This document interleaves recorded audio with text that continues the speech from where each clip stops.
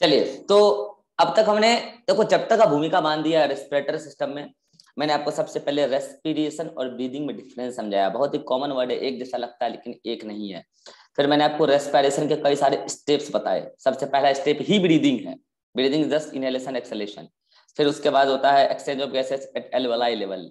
उसके बाद होता है transport of gases by the blood. फिर होता है exchange of gases at tissue level. फिर होता है सेलुलर रेस्पिरेशन। इसमें से एक स्टेप सेलुलर रेस्पिरेशन आप ऑलरेडी पढ़ चुके हैं, पूरा कंप्लीट चैप्टर पढ़ चुके हैं। बाकी 4 स्टेप हमें पढ़ने हैं, लेकिन इसको पढ़ने से पहले हमें समझना पड़ेगा ह्यूमन रेस्पिरेटरी। अच्छा, हम अब इसके बाद हमने क्या डिस्कस किया, डिफरेंट टाइप के रेस्पिरेटरी ऑर्गन डिफरेंट टाइप के एनिमल्स में।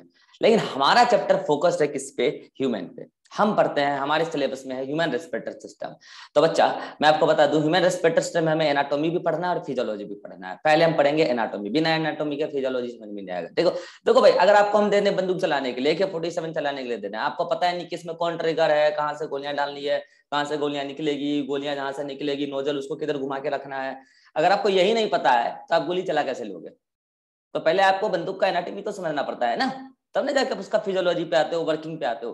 तो आपको किसी भी फिजियोलॉजिकल चैप्टर में पहले आपको एनाटॉमी समझना पड़ेगा, तब जाके आप उसकी फिजियोलॉजी समझ पाएंगे। ठीक है, तो अगले 2 लेक्चर में मैं आपको एनाटॉमी बताने वाला हूँ। आज का लेक्चर और कल का लेक्चर पूरा का पूरा एनाटॉमी का लेक्चर होगा, उसके बाद आ जाएंगे हम फिजियोलॉजिकल पे। ठीक है, तो अपने क्या है कि भले ही चैप्टर का नाम, हेडिंग का नाम है ह्यूमन फिजियोलॉजी, लेकिन की 11th क्लास में फिजियोलॉजी के साथ साथ आपको हर चैप्टर में एनाटॉमी भी पढ़ाया जाता है। ये बात ध्यान रखिएगा। और मैं आपको फिर कह रहा हूँ, जो मैं पढ़ा रहा हूँ वही आपके एग्जाम में आता है। आपका अभी कॉलेजेस में, अभी पिछले साल के बच्चे जो गए पढ़ के, अभी कल मैं उसका पेपर देख रहा था, परसों भी दिख गया साफ साफ कि ये बात सच है। जो मैं भी तो देखूं ना कि मेरी बातें कितनी सच है। मैं पेपर में देखता हूँ 95% वो चीजें हैं जो मैंने पढ़ाया है। आपको विश्वास नहीं, मैं पेपर सेंड कर दूंगा आपके ग्रुप में, देख लेना। नर्सिंग कोर्स का मैं बोल रहा हूँ। MBBS में 50% मैच करता है, MBBS में पूरा मैच नहीं करता है, लेकिन 50% एज इट इज वो चीज रहेगा जो मेरे नोट्स में पढ़ाया गया आपको, जो मेरे क्लास में पढ़ाया गया है। ठीक है, तो ये बात ध्यान रखिए, आप यहाँ पढ़िए एक बार, चीजें आपको बहुत आसान लगेगी कॉलेज जाने के बाद। अगर आप MBBS नहीं किए, अदर कोर्स किए, तब तो आपको 80 to 90% चीजें आपको पढ़नी ही नहीं है फिजियोलॉजी एनाटोमी में खास करके। और अदर चैप्टर भी पूरा काम आने वाला है, इसकी आप चिंता ना करें। एटलीस्ट जूलॉजी और बॉटनी में जेनेटिक्स, सेल वगैरह। ठीक है, चलिए, तो ध्यान ये रखना है आपको कि आपका जो 11th का एनसीईआरटी है, भले ही हेडिंग डालता है ह्यूमन फिजियोलॉजी, लेकिन वो फिजियोलॉजी के साथ एनाटोमी भी पढ़ाता है। अभी परसों उसका एनाटोमी का पेपर था, पेपर देख रहा था मैं, 95% चीजें मैच कर गई। तो आपका 11th में भले ही चैप्टर लिखा है, वो यूनिट लिखा है फिजियोलॉजी, लेकिन हर चैप्टर में, वो फिजियोलॉजी के 7 चैप्टर है, 7 चैप्टर में फिजियोलॉजी के पहले वो एनाटॉमी पढ़ाता है, तब फिजियोलॉजी पढ़ाता है। ठीक है, तो आज हम स्टार्ट कर रहे हैं ह्यूमन रेस्पिरेटरी सिस्टम का एनाटॉमी। और उसमें 2 चीजें होती है। ह्यूमन रेस्पिरेटरी सिस्टम 2 चीजों से बना होता है। एक होता है रेस्पिरेटरी ट्रैक्ट, ट्रैक्ट मतलब पाथवे जिससे एयर जाता है और आता है, रेस्पिरेटरी ट्रैक्ट। और एक होता है लंग्स। आज की लेक्चर में हम पढ़ने वाले हैं रेस्पिरेटरी ट्रैक्ट, जो कि एक्सटर्नल नॉस्ट्रिल, ये आपको दिख रहा है, ये एक्सटर्नल नॉस्ट्रिल यहां से लेके अंदर एल्वेलाई तक गया हुआ है। इसको आज हम डिटेल में समझने वाले हैं, रेस्पिरेटरी ट्रैक्ट को, और इसको मैं डायग्राम से समझूंगा। आज जो मैं डायग्राम अभी यहाँ बनाने वाला हूँ, इस डायग्राम का आधा पार्ट मैं आपको डाइजेस्टिव सिस्टम में ऑलरेडी एक्सप्लेन कर चुका हूँ। आधा पार्ट ये रेस्पिरेटरी ट्रैक्ट का, अगर किसी को याद हो तो, ट्रैकिया तक की बातें ऑलरेडी मैं डाइजेस्टिव सिस्टम में कर चुका हूँ, लेकिन मैं वो सारी बातें फिर से करूंगा। ठीक है, देन आगे आज ट्रैकिया से भी आगे बढ़ेंगे। ठीक है, चलिए, तो ये देखिए, मैं आपके सामने ह्यूमन का एक डायग्राम बनाने जा रहा हूँ। ठीक है, ये ह्यूमन है कोई भी। अब क्या है, मुझे यहाँ बताना है रेस्पिरेटरी ट्रैक्ट, लेकिन इनिशियल सेगमेंट में रेस्पिरेटरी ट्रैक्ट डाइजेस्टिव ट्रैक्ट के साथ क्या होता है, किसी न किसी तरीके से इंटरकनेक्टेड होता है एनाटॉमिकली भी। तो हमें इनिशियल सेगमेंट में रेस्पिरेटरी ट्रैक्ट और डाइजेस्टिव ट्रैक्ट दोनों लेके चलना है।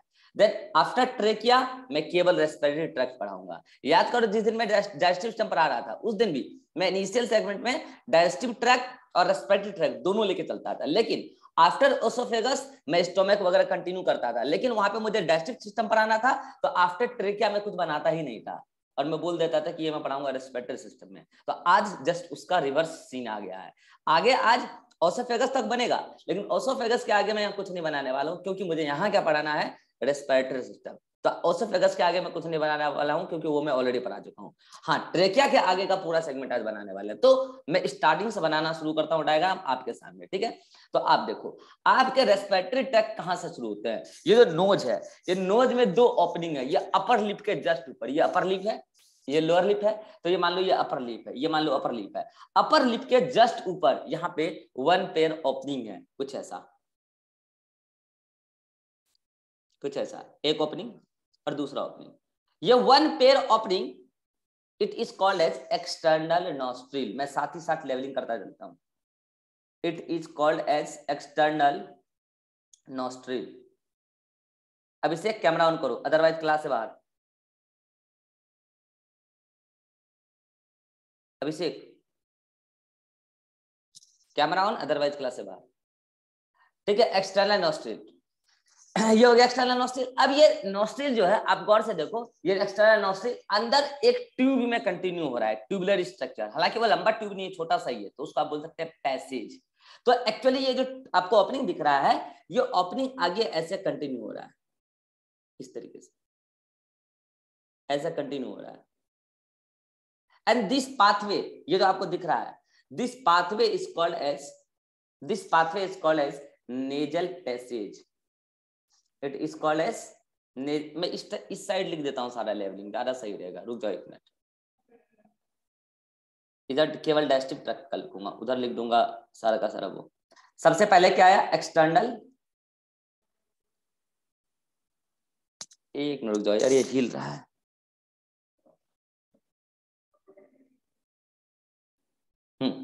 तो सबसे पहले क्या है, एक्सटर्नल नॉस्ट्रिल। उसके बाद क्या आया, नेजल पैसेज। देखो मैं डायग्राम आपके सामने बना रहा हूं, मैं चाहूं तो नोट्स को डायरेक्ट टिक टिक कर दूंगा, आपका ग्रिप्स नहीं बनने वाला है। और ये सब चीज मेडिकल कॉलेज में बहुत काम आने वाला है, मैं इसलिए इसमें टिक टिक करके आगे नहीं बढ़ रहा हूं। ठीक है, नेजल पैसेज। तो ये हो गया आपका एक्सटर्नल नॉस्ट्रिल, वन पेयर होता है, आप देख लो यहाँ पे। ये हो गया आपका नेजल पैसेज। अब ये नेजल पैसेज आपको दिख रहा होगा, बीच में मैं इस अलग कलर से एक चीज बना देता हूँ। ये जो आपको दिख रहा है ना, ये एक्चुअली सेप्टा और बोन दो, मतलब ये जो सेप्टा आपको दिख रहा है, इस सेप्टा में बोन और कार्टिलेज दोनों है। ये बात मैं आपको स्केलेटल सिस्टम में बता दूंगा। आगे का कुछ हिस्सा तो क्या है, कार्टिलेज है, फिर उससे थोड़ा सा अंदर जाओ बोन है, और वो बोन नेजल बोन है। और वो नेजल बोन एक नेजल पैसेज को दूसरे नेजल पैसेज से क्या कर रहा है, सेपरेट कर रहा है। अब दोनों ही नेजल बोन, और थोड़ा सा आगे बढ़ा देते हैं, थोड़ा सा और आगे बढ़ा देते हैं, ठीक रहेगा। अब ये दोनों ही नेजल बोन मतलब नेजल पैसेज जो है, आगे चल के फिर अपना अपना एक ओपनिंग बनाता है। ये देखो दिख रहा है, दिख रहा है। And this opening is called as internal nostril, internal nostril. अच्छा, कई बार नॉस्ट्रिल को नेजल पोर भी कहते हैं। जैसे उसको नेजल पैसेज बोला बीच वाले को, तो इसको कई बार हम लोग क्या बोल देते हैं, नेजल पोर। ठीक है जी। तो अभी तक क्या क्या हो गया, सबसे बाहर तो क्या हो गया, external nostril. External nostril continue into nasal passage. अभी नेजल पैसेज का डिटेल भी देखेंगे आगे, रुक जाओ। और उसके बाद इंटरनल नॉस्ट्रिल, यही है नोज। नोज वहां खत्म हो जाता है। अब मुझे बताओ, नोज के जस्ट नीचे क्या है, अपर लिप है। अपर लिप के अंदर का क्या पूरा हिस्सा आप पढ़ चुके हैं, यस और नो? ये देखो, ये है अपर लिप, और यहाँ पे ये है लोअर लिप, ये लोअर लिप। तो ये क्या हो गया, अपर लिप है कि नहीं? और ये क्या हो गया, लोअर लिप। और इसके बीच में कहीं टंग है, ये क्या है, टंग है, ये है टंग। अब मुझे एक बात बताओ, क्या आपको ये बात पता है कि टंग उधर आगे उधर कंटिन्यू होगा? चलो ठीक है, ये तो क्या हो गया, टंग हो गया, टंग। अब मुझे एक बात बताओ, टंग के ऊपर जो पूरा कैविटी है, इस कैविटी को क्या बोलते हैं, जल्दी बोलो। ये पूरा कैविटी क्या है, ये पूरा कैविटी तो बता। नहीं, it is called as buccal cavity. क्या डाइजेस्टिव सिस्टम पढ़े हो, तो पता ही चलता है। It is called as buccal cavity, it is called as buccal cavity. ठीक है जी। अब याद करो, मैंने कहा था बक्कल कैविटी का फ्लोर तो कौन बना रहा है, टंग। देखो नीचे टंग है, फ्लोर तो कौन बना रहा है, टंग। लेकिन बक्कल कैविटी का रूफ कौन बना रहा है, ऊपर, नीचे तो जीभ है, टंग है। हाँ, पैलेट। अब पैलेट में भी दो हिस्सा था, याद करो, anterior and posterior. Anterior palate कैसा था, हार्ड या सॉफ्ट? एंटीरियर हार्ड, और पोस्टीरियर वाला, पोस्टीरियर वाला सॉफ्ट। तो मैं यहाँ पे दो रीजन बना रहा हूँ अलग अलग कलर से। यहाँ पे ये आगे जो ये रफ है, मतलब ये जो एकदम घिसा हुआ रफ है, ये कौन सा पैलेट है? Hard palate. Hard palate. Hard palate. Anterior one है ये बॉन्ड। उसके अंदर और थोड़ा सा, किस कलर से बनाऊं, किस कलर से बनाऊं, इस कलर से बनाता हूं। ये क्या है? पूरा सॉफ्ट, ये सॉफ्ट पैलेट। ये क्या है? Soft palate. क्या ये सब बात आप डाइजेस्टिव सिस्टम में पढ़ चुके हैं कि हार्ड पैलेट में क्या मटेरियल है, सॉफ्ट पैलेट में क्या मटेरियल है? क्या उसका कंस्टिट्यूएंट्स आप पढ़ चुके हैं? यस और no? Hard palate, soft palate. Yes. अब याद करो, मैंने आपको बोला था कि जो सॉफ्ट पैलेट होता है वो थोड़ा और पीछे तक जाता है, और एक फिंगर लाइक प्रोजेक्शन में, ऐसे फिंगर जैसे उंगली होता है ना, एक फिंगर लाइक प्रोजेक्शन, एक फिंगर लाइक प्रोजेक्शन लटकती है सॉफ्ट पैलेट से। कोई नाम बताएगा इसका? एक फिंगर लाइक प्रोजेक्शन लटकती है, कोई नाम? बहुत अच्छा, दिस इज कॉल्ड एज यूबुला। मैं किधर लिखूं? इधर लिख देता हूं, ज्यादा घोष पोछ हो रहा है। It is called as uvula. Uvula is nothing, uvula is just the extension of soft palate. बोलो यहां तक बात आपको बक्कल कैविटी की समझ में आई? बक्कल कैविटी, बक्कल कैविटी का ओपनिंग क्या है? माउथ है। माउथ का upper part upper lip, lower part lower lip, और जो बक्कल कैविटी उसका फ्लोर टंग बना रहा है, उसका रूफ पैलेट बना रहा है। पैलेट का अगला हिस्सा हार्ड पैलेट एंटीरियर, पिछला हिस्सा posterior soft palate. Soft palette का एक पार्ट लटका हुआ है, दैट इज कॉल्ड एज यूबुला। अब समझना ध्यान से, मैं एक एरिया मार्क कर रहा हूं और आपको उस एरिया को गौर से विजुअलाइज करना है। आप गौर करना, किस कलर से करूं? चलो एक तो इस कलर से कर रहा हूं, एक ये एरिया में अंडरलाइन कर रहा हूं, दिख रहा होगा। एक हुआ ये एरिया, ठीक है, और एक हुआ ये वाला एरिया। किस कलर से करूं? चलो इससे करता हूं। एक ये वाला एरिया, क्या आपको दिख रहा है? दो एरिया, पता है? ये जो दो एरिया आपको दिख रहा है, थोड़ा और नीचे लो इसको, रुक जाओ। ये पूरा एरिया, ठीक है, और ये पूरा एरिया, ठीक है। ये दो एरिया, ये दोनों ही एरिया फेरिंग्स, ये दोनों ही एरिया फेरिंग्स है। बट मुझे एक बात बताना, ये जो ब्लू वाला एरिया है, इसमें एयर आएगा कि फूड आएगा? मतलब ये नोज के किनारे है या माउथ के किनारे है? नोज के किनारे। नोज के। तो इसको हम बोलेंगे नेजोफेरिंग्स। क्या बोलेंगे इसको? नेजो, नेजोफेरिंग्स। अच्छा, ये जो ग्रीन वाला एरिया है, ये किसके किनारे है? माउथ के किनारे। माउथ के। तो इसको क्या बोलेंगे? ओरो, ओरो ओरोफेरिंक्स। फेरिंग्स। और दोनों को मिला के क्या बोलेंगे? फेरिंग्स। अब मुझे जल्दी से बताओ, तो क्या मैं ऐसा बोल सकता हूं कि pharynx is divided into two parts, oropharynx and nasopharynx, and these oropharynx and nasopharynx are partially divided, not completely divided? ये देखो यूबुला, अगर ये completely divided होता तो पता है ये यूबुला यहां तक होता, yes or no? लेकिन क्या वहां तक है? नहीं है ना। इसका मतलब these are partially divided, oropharynx and nasopharynx are partially divided by the presence of finger like projection called as uvula. बोलो यहां तक का बात क्लियर है? अब समझना, इसके नीचे क्या कंटिन्यू होता है? तो इसके नीचे दो पाइप कंटिन्यू होता है, और वो दोनों पाइप को मैं आपको ऐसे समझाता हूँ। ऐसे समझो, एक ये पाइप है और ये जो एक ये मार्कर है, मतलब ये जो पेन है एक ये, और ये मेरा एक उंगली, ठीक है।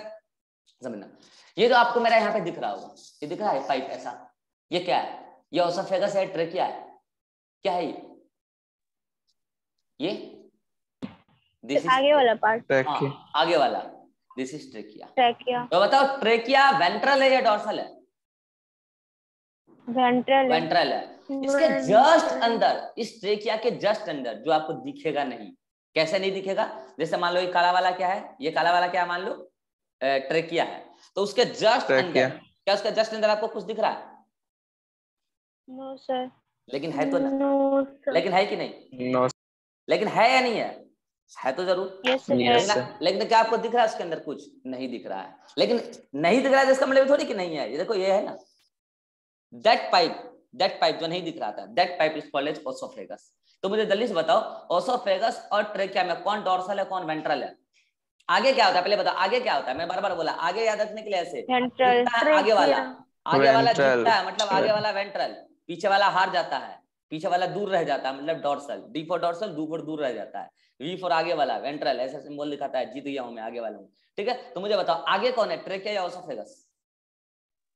और पीछे कौन है उसके जस्ट पीछे? ओसोफेगस। तो मुझे बताओ क्या मैं 3D की चीजें 2D में बता पाऊंगा? संभव ही नहीं है। तो मुझे बताओ इस आदमी का आगे वाला पोर्शन किधर है? इधर है, मुंह इधर है, और इसका पीछे वाला पोर्शन इधर है। तो मैं काम करता हूं, मैं अपने डायग्राम में ट्रेकिया यहाँ पे बना देता हूँ। ये सुनो, अच्छा चलेगा कि नहीं चलेगा? ये मान लो ट्रेकिया, किस कलर से बना लूं? किस कलर से बना? ये मान लो ट्रेकिया है, this one is trachea, this one is trachea, ये ट्रेकिया हो गया। और उसके जस्ट बगल में कौन है? उसके जस्ट बगल नहीं, पीछे बोलो, उसके जस्ट पीछे में कौन है? ओसोफेगस। ये रहा ओसोफेगस, ये है ओसोफेगस। अब मुझे जल्दी से बता दो, जो बच्चा थोड़ा बहुत भी पढ़ के आए हो और थोड़ा बहुत भी उसको पीछे का कंसेप्ट याद है, तो मुझे ट्रेकिया के ओपनिंग को क्या कहते हैं वो बता दो, और ओसोफेगस के ओपनिंग को क्या कहते हैं वो बता दो जल्दी से। दोनों का अलग अलग नाम है। ट्रेकिया के ओपनिंग को क्या कहते हैं और ओसोफेगस के ओपनिंग को क्या कहते हैं? यह है ओसोफेगस का ओपनिंग। ओसोफेगस आगे स्टमक में कंटिन्यू हो जाएगा, मैं वो नहीं बनाने वाला हूँ क्योंकि मेरा चैप्टर डाइजेस्टिव सिस्टम नहीं है। यह है ट्रेकिया का ओपनिंग। तो मुझे जल्दी से बताओ ट्रेकिया के अपर ओपनिंग को क्या कहते हैं? और ये बताया जा चुका है इसलिए पूछ रहा हूं मैं। इस पाइप का नाम क्या? ओसोफेगस।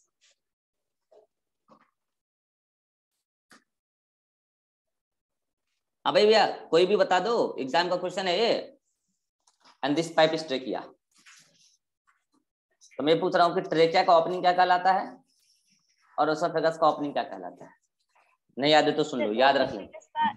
हाँ बोलो बोलो।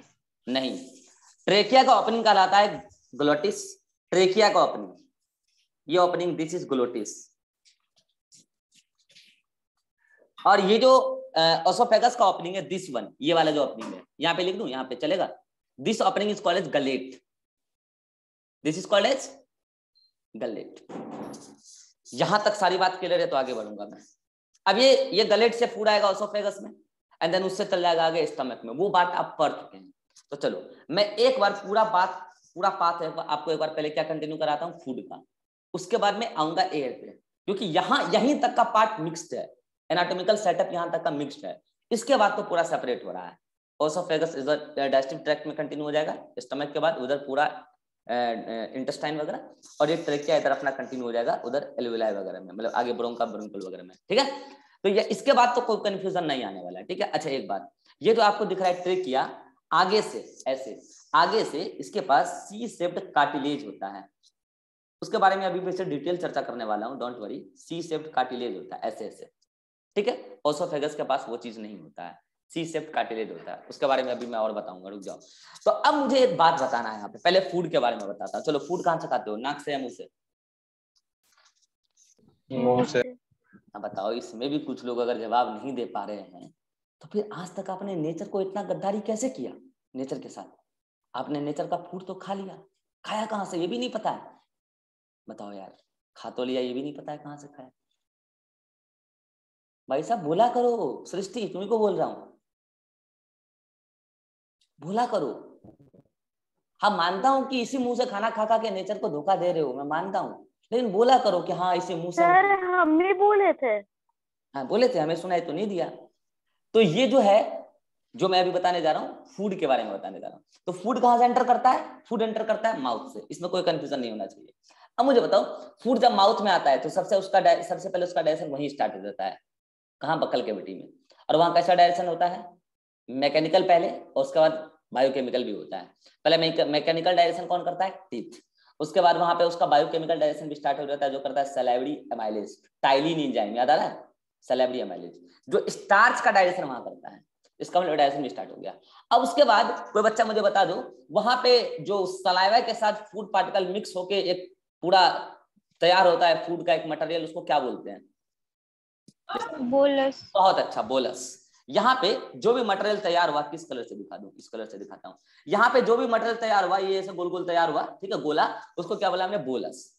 अब क्या होता है, इस बोलस को हम इस, पहले तो बक्कल कैविटी में था, अब वो कहाँ आएगा? जल्दी बोलो, बक्कल कैविटी के बाद आगे कहाँ आएगा? ओरोफेरिंक्स। अब वो ओरोफेरिंक्स के बाद नीचे गिरना है। लेकिन एक बात बताओ, संभावना ये भी तो है कि ये बोलस इधर नीचे ओसोफेगस में जाने के बजाय ये बोलस इधर नेजल इंटरनल नेजल पोर में यानी कि इंटरनल नॉस्ट्रिल में घुस के नेजल पैसेज में आ जाए। अगर ऐसा होगा तो मुझे जल्दी से बताओ क्या प्रॉब्लम क्रिएट नहीं हो जाएगा?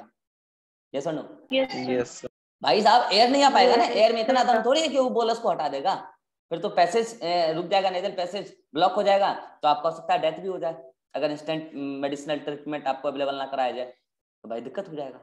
तो भगवान तो आपसे भी ज्यादा समझदार है, भले आप उनको ठग रहे हैं लेकिन वो आपको नहीं ठग रहे हैं, वो आपसे भी ज्यादा समझदार है। तो वो आपके प्रोटेक्शन के लिए क्या दिए? युगला। बोले जब जब तुम फूड निगलोगे, ये मैं नहीं कह रहा हूं कि फूड चबाओगे, फूड चबाने वक्त ऐसा काम नहीं होता है, जब जब तुम फूड निगलोगे, स्वेलो करोगे, तो जैसे ही फूड स्वेलो करने वाले होगे तो युगला को नर्वस स्टिमुलेशन मिलता है, नर्वस उसमें नर्व सप्लाई होती है। तो युगला क्या करता है, जैसे ही फूड तुम निगल रहे हो तो निगलने के समय ही मैकेनिकली नर्व जो है स्टिमुलेट होता है और इस युगला को स्टिमुलस देता है कि तुम जल्दी से इसको कवर अप कर दो। ऐसे किसको? इंटरनल नेजल पोर्स को। तो at the time of swallowing uvula closes the internal nasal pores, internal nostril, and prevent the entry of bolus into the nasal passage, and so that respiratory passage कुछ क्षणों के लिए block होता है। एक बार बताओ, अगर फूड पार्टिकल जाता तो फूड पार्टिकल कुछ क्षणों के लिए ब्लॉक करता या फिर ब्लॉक ही कर देता उसको? अगर बोलस आता ब्लॉक ही कर देता तब तो आप निपट ही लेते, आपका फाइल ही क्लोज हो जाता। लेकिन भगवान ने बोला कि जब जब तुम फूड स्वेलो करोगे, और फूड स्वेलो तुम फ्रैक्शन ऑफ सेकंड में कर लेते हो, भले फूड चबाने में तुमको समय लगे, च्यूइंग में समय लगता है, स्वेलो का काम सेकंडों में होता है, तो उस पर्टिकुलर इंस्टेंट के लिए तुम्हारा ब्रीदिंग रेट 0 होता है। ये नीट का क्वेश्चन है। At the time of swallowing, breathing rate decreases, increases, remains unchanged, breathing stops. At the time of swallowing, breathing stop, breathing rate 0. अब ये मत बोल रहा सर मर जाएंगे जब जब निकलेंगे फूड तब तब मरेंगे फिर जिंदा हो जाएंगे। अरे भैया कुछ क्षणों के लिए रुका है यार, उससे कोई प्रभाव नहीं आएगा, कुछ क्षणों के लिए रुका है, ठीक है। तो अब मुझे बताओ ये क्या हो गया कि उधर युगला उसको क्लोज कर देगा इंटरनल नेजल नोस्ट्रिल को, तो फिर उसमें तो फूड नहीं जाएगा, ये बात समझ में आ गई, यानी कि उधर की कोई संभावना नहीं है फूड जाने की। लेकिन जब ये फूड इधर आया, ओरोफेरिंक्स से नीचे गिर रहा है, तो क्या जरूरी है कि वो फूड जाके ओसोफेगस में ही जाए? क्या वो फूड इस ट्रेकिया में भी तो आ सकता है? जल्दी बताओ, यस और नो? आ सकता है कि ना आ सकता है? अगर वो फूड ट्रेकिया में आ गया तो ट्रेकिया में चल जाने के बाद वो बोलस ट्रकिया को ब्लॉक कर देगा, तो भी तो आपका रेस्पिरेटरी ट्रैक्ट ब्लॉक हो जाएगा, तो भी तो आपका डेथ हो सकता है। यस और नो? हो सकता है कि यस सर, बिल्कुल हो सकता है। तो क्या करें? भगवान आपसे ज्यादा समझता है। भगवान ने यहाँ पर एक ढक्कन दिया है, यहाँ पे एक ढक्कन दिया है ट्रेकिया के जस्ट ऊपर, इस ग्लॉटिस ओपनिंग है, इसके जस्ट ऊपर एक इलास्टिक कार्टिलेज का एक फ्लैप है। इस तरीके से इलास्टिक कार्टिलेज का एक फ्लैप है। ये flap eight the time of swallowing इस ट्रेकिया को कवर अप कर देता है। ये flap eight the time of swallowing इस ट्रेकिया को ऐसे ढक देता है, अगर मतलब कि ग्लोटिस को एक तरीके से कवर अप कर देता है। इसका नाम है, ये जो आपको दिख रहा है, इसका नाम है एपिग्लोटिस। यही है एपिग्लोटिस जिसके बारे में अभी आप बोल रहे थे। This is called as epiglottis. This is called as epiglottis. तो मुझे बताओ अब फूड के पास क्या संभावना है? केवल और केवल वो किसमें गिरेगा? गलेट को होते हुए ओसोफेगस में गिरेगा, और कोई संभावना ही नहीं है। अब फिर आप बोलोगे सर तब तो at the time of swallowing trachea के ग्लोटिस को कवर कर दिया एपिग्लोटिस ने, और उधर इंटरनल नेजल नोस्ट्रिल को कवर अप कर दिया युगला ने, तो at the time of swallowing breathing rate 0 हो गया। यही तो बता रहा हूँ, बिल्कुल 0 हो गया। इधर ट्रेकिया भी बंद हो गया, और ट्रेकिया में एयर आएगा भी कहाँ से? ट्रेकिया बंद नहीं भी होता तो उधर इंटरनल नेजल नोस्ट्रिल बंद हो गया है, तो ट्रेकिया में एयर आएगा भी नहीं। अच्छा, ट्रेकिया में एयर आने की संभावना है माउथ से, तो माउथ से भी एयर नहीं जा पाएगा ट्रेकिया में उस टाइम। क्यों नहीं जा पाएगा? क्योंकि एक्चुअली उस टाइम उसको उसमें बोलस जाने से रोकना है, बोलस को नहीं जाने देना है, क्योंकि ट्रेकिया ब्लॉक हो सकता है। अब मैं आपको एक फैक्ट बताता हूँ, सभी टीचर आपको ये पढ़ाते हैं कि एपिग्लोटिस ग्लोटिस को कवर करता है। आमतौर पे कई बार नीट में भी यही लैंग्वेज आ जाता है।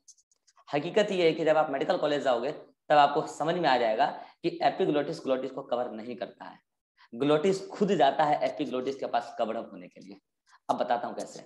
आपको ऐसा लग रहा होगा कि जैसे मान लो कि ये जो पोर है दिख रहा है ना, ये पोर क्या है? मान लो ग्लोटिस है, और ये नीचे जो पूरा ट्रैक है ये क्या है? ट्रेकिया है, और ये क्या ढक्कन? एपिग्लोटिस है। तो अभी आपको थ्योरी से क्या लग रहा होगा कि एपिग्लोटिस इसको कवर अप कर रहा है, ऐसा नहीं होता है। आप मेडिकल कॉलेज में बुक में जब पढ़ोगे तो आपको पता चल जाएगा ऐसा नहीं होता है। तो फिर होता क्या है? तो होता ये है कि ये तो ग्लोटिस एपिग्लोटिस है वो जैसे है वैसे ही है, इस टाइप से है, वो जैसे है वैसे ही है। Eight the time of स्वैलिंग trachea से जो मसल्स अटैच्ड है, ट्रेकियल के जो चारों ओर मसल्स अटैच्ड है, उसमें by the process of contraction trachea को अपलिफ्ट मूवमेंट किया जाता है। अभी ट्रेकिया यहां तक था, ट्रेकिया खुद ऊपर जाता है। अगर ट्रेकिया खुद ऊपर जाता है तो जल्दी से बताओ ग्लोटिस एपिग्लोटिस के पास जाके कवर होना चाह रहा है या एपिग्लोटिस खुद ग्लोटिस को आके कवर अप कर रहा है? क्या लगता है आपको, रियलिटी क्या है? ग्लोटिस खुद जाता है एपिग्लोटिस के बाद कवर अप होने के बाद। लेकिन कई टीचर 99% टीचर यही बता रहे हैं कि एपिग्लोटिस कवर द ग्लोटिस। आम भाषा में बोलने में ये सवाल सही लगता है, लेकिन फिजियोलॉजिकली ऐसा होता नहीं है, एनाटॉमिकली ऐसा होता नहीं है। होता यही है कि ग्लोटिस खुद जाता है एपिग्लोटिस के पास कवर अप होने के लिए। और वो कैसे? तो ट्रेकिया के चारों ओर मसल्स जो हैं वो मसल्स ट्रेकिया को अपलिफ्ट मूवमेंट करता है एट द टाइम ऑफ स्वैलिंग। तो अब आप सोचो, जब आप खाना निगल रहे हो तो दो काम एक साथ हो रहा है।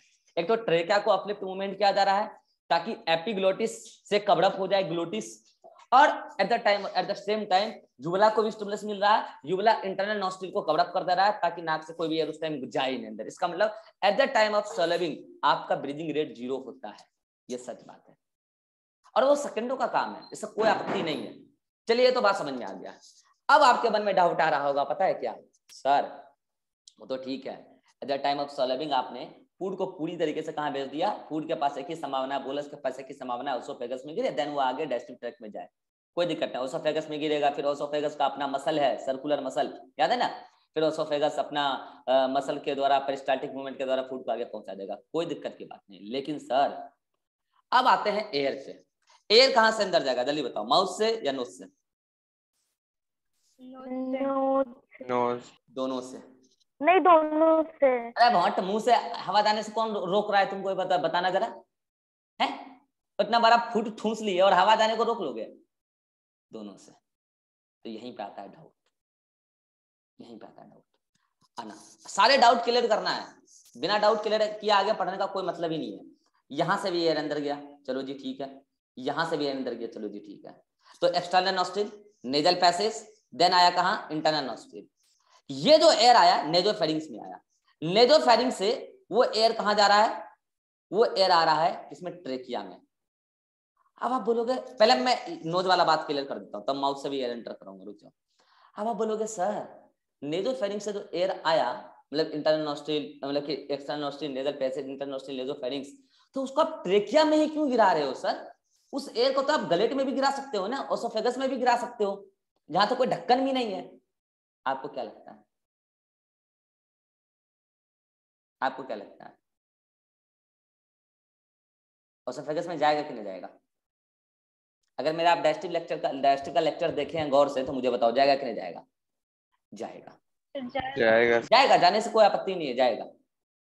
लेकिन तब मैंने आपको एक बात छुपा ली थी, क्योंकि रेस्पिरेटरी सिस्टम का पार्ट है, आज मैं बताऊंगा ये बात। तब बताने का कोई मतलब नहीं था। डाइजेस्टिव में जाएगा लेकिन उतना नहीं जाएगा जितना आप सोच रहे हैं, माइन्यूट क्वांटिटी में जाएगा। इतना जाएगा एयर कि ओसोफेगस तक ही रह जाएगा, वो एयर आगे नहीं जा पाएगा स्टमक तक। कारण क्या है? अब मैं आपको बता रहा हूं जोरदार बात। ट्रेकिया में एयर नहीं जा रही है, ट्रेकिया एयर को खींच रही है। एयर खुद ट्रेकिया में नहीं जा रही है, बल्कि ट्रेकिया ही एयर को खींच रही है। और एक्चुअल में ट्रेकिया एयर को नहीं खींच रही है। एक्चुअल में क्या होता है, आप जब पूरा मैकेनिज्म पढ़ेंगे रेस्पिरेटरी सिस्टम का, तो ट्रेकिया के आगे जो पूरा ये लंग्स है ना, समझ लो ये पूरा लंग्स है आगे, ट्रेकिया के आगे जो लंग्स है, eight the time of inspiration lungs के अंदर का प्रेशर, सुना ध्यान से, लंग्स के अंदर का प्रेशर एटमॉस्फेरिक प्रेशर से कम कर दिया जाता है। तो मुझे बताओ एज कंपैरेटिवली एटमॉस्फेरिक प्रेशर बढ़ जाता है। एटमॉस्फेयर के प्रेशर को आप छेड़ नहीं सकते। लंग्स के अंदर का प्रेशर कैसे कम हुआ, वो सब आगे मैकेनिज्म में आएगा। Eight the time of inspiration lungs के अंदर का प्रेशर कम कर दिया जाता है।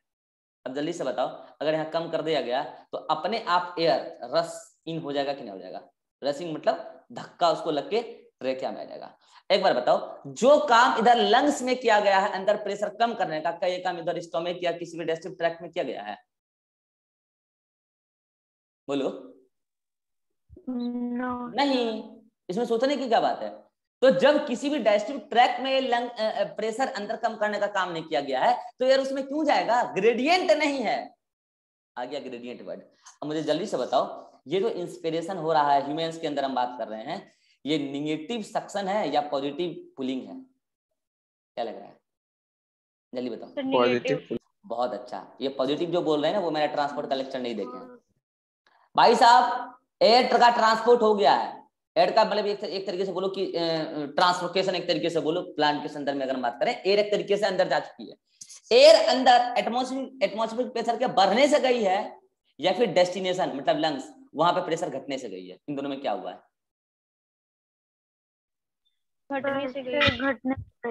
एटमॉस्फेयर के प्रेशर को हमने छेड़ा ही नहीं है, हमने लंग्स के अंदर का प्रेशर घटा के एयर को यहां लाया है।